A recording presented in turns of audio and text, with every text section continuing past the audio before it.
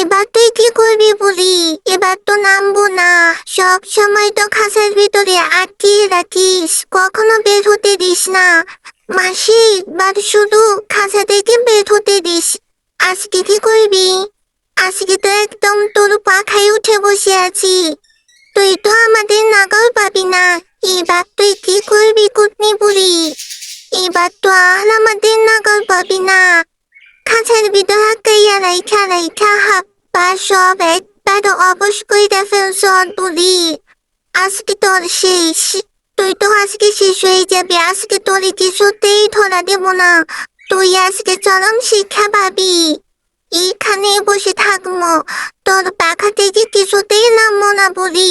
কুটনি বলি, এই যে আমাদের কথা শুনে ফেললো নাকি?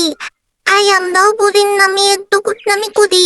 বুড়ি আমাদের অনেক দিন আটকাই রাখছে, আমাদেরকে অনেক কষ্ট দিছে, আমরা একটুও বের হতে পারি নাই।